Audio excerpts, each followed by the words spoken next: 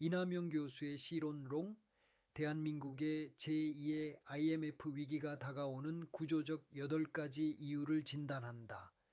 대한민국의 제2의 IMF 위기는 특정 사건이 아니라 취약 구조의 동시다발적 결합에서 나온다. 이 결합이 위험한 이유는 각각의 취약성이 따로 존재할 때는 관리 가능해 보이지만 충격이 겹치는 순간에는 서로를 증폭시키며 임계점을 빠르게 넘기기 때문이다. 오늘 이남용 교수의 시로는 처방을 말하지 않고 8가지 구조적 이유만을 과학적으로 진단하고자 한다. 첫째, 환율 자체가 이미 위험 프리미엄을 반영하는 방향으로 움직이고 있다. 2026년 1월 원달러 환율은 13,450원대 후반에서 13,480원 선이 반복적으로 거론될 정도로 불안정하다. 2023년 평균이 대략 1,300원 수준이었던 점을 감안하면 2, 3년 사이 원화 가치가 약 12, 14% 절하된 셈이다. 이 변화는 단순한 강달러만으로는 설명이 부족하다. 같은 기간 대만 달러는 대체로 5% 내외, 일본 엔화도 대체로 10% 안팎 변동으로 관측되는 경우가 많아 원화의 상대적 불안이 두드러진다. 환율은 단지 수출입 결제의 가격이 아니라 시장이 한국의 성장, 물가, 금리, 재정, 지정학 리스크, 정책 신뢰를 한꺼번에 평가해 가격으로 찍어내는 지표다. 환율이 불안정해질수록 기업의 환해지 비용이 늘고 수입 물가가 올라 소비자 물가를 자극하고 물가가 올라가면 금리 결정이 경직되고 금리가 경직되면 경기 둔화 압력이 커진다. 환율은 그 자체로도 문제지만 더 본질적으로는 다른 변수들을 연쇄적으로 흔드는 첫 도미노 역할을 한다. 둘째, 한미 금리 격차가 자본 이동을 구조화시키고 있다. 2026년 1월 기준 한국의 기준금리는 이전 50% 수준, 미국 정책금리는 3.5% 안팎으로 언급되는 구간이 많다. 격차는 최소 1%포인트 이상이다. 이 격차가 문제인 이유는 격차가 있다가 아니라 격차를 줄이기 어려운 구조이기 때문이다. 한국의 가계부채는 약 2,200조 원 수준으로 자주 언급되고 GDP 대비 비율도 90% 안팎으로 주요국 상위권이다. 이런 구조에서는 금리를 올려 격차를 줄이려는 순간 취약차주, 자영업자, 변동금리 대출자의 이자 부담이 곧장 소비 위축과 연체 증가로 연결될 수 있다. 반대로 금리를 내리면 경기에는 숨통이 트일 수 있어도 환율과 자본 유출 압력은 커진다. 즉 금리 하나로 환율 경기 금융 안정을 동시에 만족시키기 어려운 정책 3중 제약이 고착된다. 이 제약은 시간이 갈수록 시장이 학습한다. 시장이 한국은 금리를 함부로 못 움직인다고 판단하면 자본 이동은 더 상시화되고 환율은 더 민감해진다. 셋째, 수출 규모는 커 보이지만 외화 창출 구조의 내구성은 약해지고 있다. 2025년 연간 수출액이 7천억 달러를 넘는 수준으로 거론되더라도 외환 방어는 수출 총액이 아니라 수출 구조의 분산성과 지속성에 달려 있다. 한국 수출에서 반도체 비중이 약 25% 수준이라는 점은 결정적이다. 수출 4분의 1이 단일 산업 사이클에 의존하는 구조는 반도체 가격과 수요가 꺾이는 국면에서 경상수지와 환율이 동시에 흔들릴 수 있음을 의미한다. 여기에 중국 시장 비중이 약 18% 수준으로 여전히 큰 편이라는 점도 구조적 리스크다. 중국 경기 둔화, 통상 마찰, 공급망 규제 강화 같은 정책 충격이 수출에 직접 반영되는 시대에 특정 시장과 특정 품목 편중은 외화 창출의 안정성을 떨어뜨린다. 흑자냐 적자냐보다 더 중요한 질문은 외부 충격이 와도 외화를 꾸준히 벌 수 있느냐인데 지금 구조는 그 질문에 취약한 형태로 바뀌고 있다. 넷째, 가계부채와 국가부채가 동시에 높은 이중 레버리지 구조가 정책 기동성을 약화시키고 있다. 가계부채가 약 2,200조 원 수준, 국가채무가 약 1,200조 원 수준이라는 숫자 조합은 단순히 빚이 많다는 진술이 아니라 위기에서 쓸 수 있는 정책 카드가 좁다는 진술이다.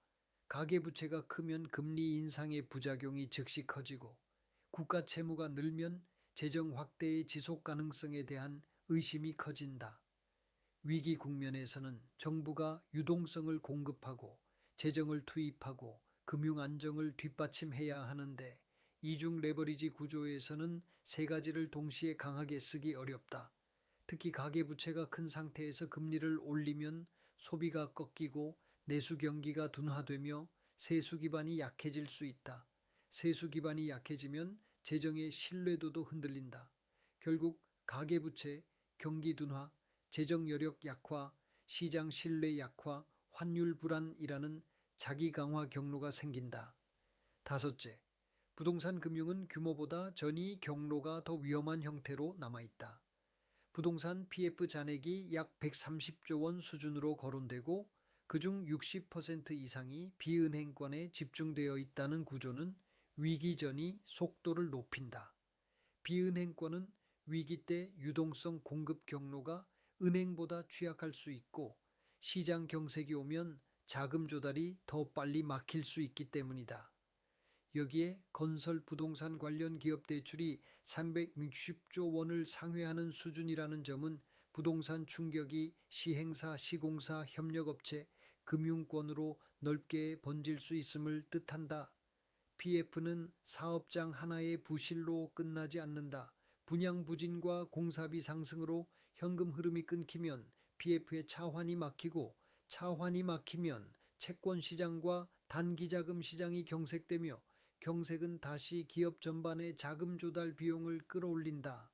자금 조달 비용 상승은 투자 축소와 고용 둔화로 이어지고 경기 둔화는 금융권 건전성에 다시 부담을 준다. 이런 고리에서는 위기가 한 번에 폭발하지 않아도 연쇄적으로 체력이 빠지는 방식으로 진행될 수 있다. 여섯째, 지정학 리스크는 지금 시대의 경제 변수로 작동한다. 외환 시장과 자본 흐름은 사건 발생 이후가 아니라 발생 확률 변화에 반응한다. 지정학적 긴장이 높아지면 안전자산 선호가 커지고 달러 선호가 강화되며 대외 의존도가 높은 경제는 환율이 먼저 반응한다.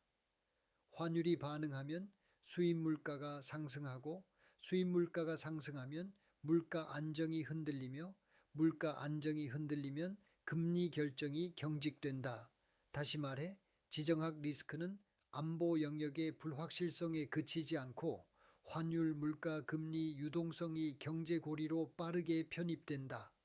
한국처럼 수출입 비중이 크고 외환 시장 개방도가 높은 경제에서는 이 전이가 더 빠르고 크게 나타날 수 있다. 일곱째, 정책 일관성의 약화는 시장 기대를 불안정하게 만들고 그 비용은 환율과 금리로 먼저 나타난다. 시장에서 가장 비싼 것은 나쁜 정책보다 예측 불가능한 정책이다. 정책 목표와 수단이 자주 흔들리거나 재정, 금융, 부동산, 외환 메시지가 서로 충돌하면 시장은 보수적으로 반응한다. 보수적 반응은 위험 프리미엄의 확대로 나타나고 위험 프리미엄은 환율 변동성 확대, 채권 금리 경직, 기업 스프레드 확대, 자본 유출 압력으로 이어진다. 특히 환율이 불안정해지는 국면에서는 정책 메시지의 작은 불일치도 시장의 과잉 반응을 촉발할 수 있다. 그 결과 정책이 시장을 안정시키기보다 오히려 시장을 흔드는 역효과가 발생할 수 있다. 위기 구조에서는 이 정책 시장 기대 가격의 연결이 매우 민감해진다.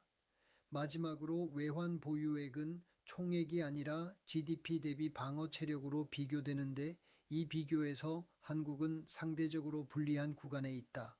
한국 외환 보유액이 약 4,300억 달러 수준이고 명목 GDP가 약 1조 9천억 달러 수준이라면 외환 보유액 GDP는 약 22% 안팎이다. 일본은 외환 보유액 약 1.3조 달러, GDP 약 4조 달러대라면 비율이 대략 30% 안팎이다. 대만은 외환 보유액 약 6천억 달러, GDP 약 1조 달러 내외로 비율이 대략 60% 수준이다. 싱가포르는 외환 보유액이 GDP의 65, 70% 수준으로 언급되는 경우가 많다. 이 비교가 의미하는 바는 단순하다. 위기 때 시장은 얼마나 오래 버틸 수 있는가를 GDP 대비 외환 방어 체력으로 먼저 계산한다. 한국은 일본보다 낮고 대만, 싱가포르와는 체급 차이가 크다. 더 중요한 것은 외환 보유액이 전액 즉시 동원 가능한 현금 달러가 아니라는 점이다. 외환 보유액은 자산 구성에 따라 유동성, 매각 속도, 시장 충격이 달라진다. 즉, 위기에서 중요한 것은 총액이 아니라 가용성이다. 가용성이 낮다고 시장이 판단하는 순간 방어 체력에 대한 기대가 낮아지고, 기대가 낮아지면 환율은 더 큰 폭으로 반응한다. 환율 반응이 커지면 다시 외환 방어 비용이 늘어나는 구조가 된다. 이제 8가지를 따로 보지 말고 한 덩어리로 보면 구조가 보인다. 환율 변동성이 커진 상태에서 금리 격차가 장기화되면 자본 유출 압력이 상시화된다. 상시화된 자본 유출 압력은 환율을 더 민감하게 만들고, 환율 민감성은 물가와 금리를 경직시킨다. 금리가 경직되면 부채 구조가 취약한 가계와 부동산 금융이 더 쉽게 흔들린다. 부동산 금융이 흔들리면 신용 경색이 발생하고, 신용 경색은 실물 경제를 둔화시켜 세수 기반과 재정 신뢰를 약화시킨다. 재정 신뢰가 약화되면 위험 프리미엄이 다시 상승하고, 상승한 위험 프리미엄은 환율을 다시 밀어 올린다. 여기에 지정학 리스크가 겹치면 이 고리는 더 빠르게 닫힌다. 그리고 이 모든 과정에서 외환 보유액의 GDP 대비 방어 체력이 상대적으로 낮아 보이면 시장은 방어 지속력에 대해 보수적으로 재평가한다. 이 재평가가 임계점을 넘는 순간 위기는 사건이 아니라 구조의 결과로 현실화된다. 정리하면 제2의 IMF형 위기가 우려되는 이유는 단 하나가 아니다. 환율, 금리 격차, 수출 편중, 이중 부채, 부동산 금융의 전이 경로, 지정학 리스크의 즉시 전이, 정책 일관성에 대한 기대 불안, 그리고 외환 방어 체력의 상대적 열의가 서로 얽혀 있기 때문이다. 이 얽힘의 위험은 각각의 수치가 아니라 수치들이 동시에 움직일 때 생기는 가속도에 있다. 위기 구조의 핵심은 바로 그 가속도다. 다시 한번 강조하고 싶은 말은 1997 IMF 년 김영삼 정부 말기에 무지하고 무능한 김 대통령이 동남아시아로부터 외환 위기의 쓰나미가 밀려오는데 우리 대한민국은 펀더멘탈이 튼튼해서 문제없다고 했던 피눈물의 교훈을 기억하시라는 것입니다. 당시 대만 등은 IMF 사태를 겪지 않았습니다. 국민 여러분이 스스로 깨어나야 이 나라가 삽니다. 이남용 교수의 시론롱을 읽어주셔서 감사합니다.